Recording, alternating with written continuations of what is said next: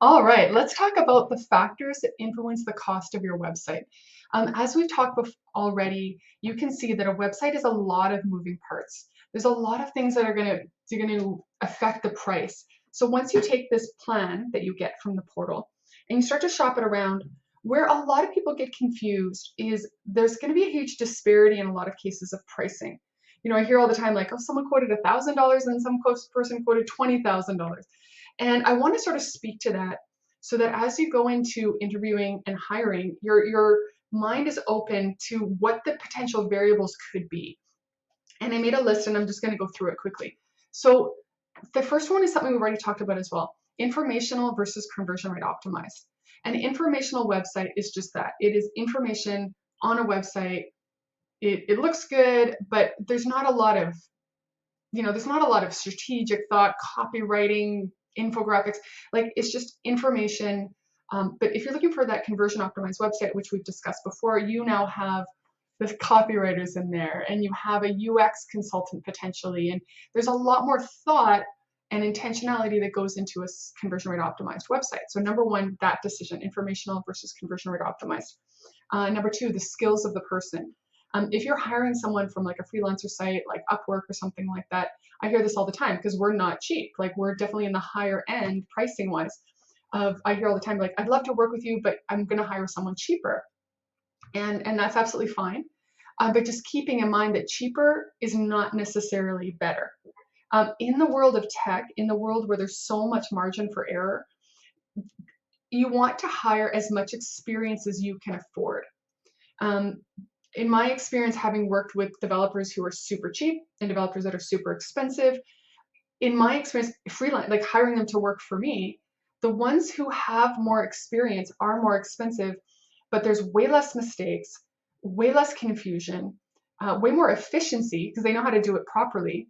So a lot of the time, it's like I'll look at the cheaper person and what may have taken that cheaper person 3 hours, took my experienced person 35 minutes. And so is it really cheaper? Like, you got to do that math for yourself, right? So, but the more experienced they are, the more expensive they're going to be. But that also means the more efficient they're going to be and the less worry you have that the job is going to be bad quality, right? So that's kind of the second thing. And number three is the location of the person. We're in a global marketplace, no question about it. And it's a beautiful thing. But hiring someone from North America is always going to be more expensive than hiring someone from like the Ukraine or from India or Indonesia because our labor costs are higher. We can't work for $5 an hour in North America. Like it doesn't work like that. Like my team is based in Vancouver, one of the most expensive cities in the world to live. Like if I'm paying people, I have to pay a living wage, and that living wage is higher than it would be if we were in Bangladesh or Pakistan. And so just consider that like a North American team or a North American freelancer is not going to be able to compete price-wise with someone in India. It's not possible. So it's not comparing apples to apples. So if you're looking for a quote from India, keep in mind it's going to be absolutely cheaper. But with that comes other factors that you need to consider in terms of time zone differences, language differences, cultural differences, the understanding of our market, things like that. And again, they both work. It's not that one is better than the other. It's just you have to be clear that it's two totally different sort of shopping environments, as it were. The functionality of your website. The more complex the functionality is, the more expensive your website is going to be. And it's not just purely in cost of labor. You're going to have to buy plugins, or you're buying tools, or you're buying different things to make your website do certain things, like membership plugins or e-commerce and custom graphics, and it depends completely on the functionality is really going to drive the price higher or lower depending on how complex this website, what it has to do, obviously. Support services. So beyond website design and development, you may be looking at getting a logo done, a copywriter, a search engine optimization and SEO person. You may be looking for help with social media. You may be help with someone to create content for you for your blog on a regular basis. Those are all factors that are going to fall outside of the cost of the website itself. So keeping that in mind. Whether you hire a team or an individual, hiring a team is always going to be more expensive because you're paying a project manager, you're paying a QA person, you're paying like admin support time. But usually when you hire a team, the efficiency of the project, it just goes so much higher because they have generally one of everything. Like I know on our team, for example, just to give you some context for this, we have a process for planning the site, and then the plan goes to the design goes to the developer goes to the QA person, the QA person goes back to the developer for any final edits or whatever, and then it goes, back. And it's just, but we have an internal process, so everybody knows what's next. There's no gaps. So if it goes from a designer to developer, the designer knows what the developer needs, and the developer knows what the QA person needs, and we're all working together in the same system. Because what happens is, a lot of times in the case of splitting it, let's say you got the designer that you hired from over here, and so this designer designs in, let's say Photoshop or something, and then you take that Photoshop mock-up and you send it over to the developer, but the developer doesn't work with Photoshop, and the developer works with Figma, and he doesn't understand how to use Photoshop.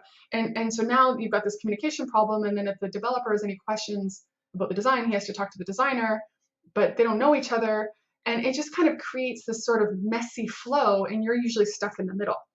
Where when you have a team, there's a project manager who runs the job and makes sure that that flow works. And you save a lot of back and forth and a lot of time, and there's no sort of handling questions about who does what and how, because we all have a system, we all have a process. So, but hiring a team is more expensive, but by far more efficient than patching it together with multiple people. Maintenance and security costs. One thing that once the website is done, you're going to want to onboard like a maintenance plan. A website, if you're, let's say a WordPress website, it's like a car. If you don't maintain it, it's gonna break. I'm not gonna say the same for Webflow or something like that, but if it's a WordPress website, you definitely want to put in place someone to kind of keep everything up to date, everything running smoothly. And then training. Sometimes we have clients who, they know how to use their website and they don't need us to train them, but there's other cases where we have a client and they don't know how to do anything, so they pay us for training and ongoing support. So those are all factors that are going to affect the cost of the website. So as you are getting quotes, keep that in mind. Like, let's say you get a quote in, does that include training? Does that include maintenance? So ask the person who sent the quote, does that include my logo? Does that include, and clarify what it is. And again, from this portal, from this plan, they're going to know what you're looking for. But don't be afraid to ask, Don't be afraid to ask, say, hey, does this include offboarding to me? Does this include ongoing support? Does this include a warranty? Does this include revisions, policy, all that kind of stuff? So make sure that you know exactly what you're getting so there's no confusion later. I'll see you in the next video.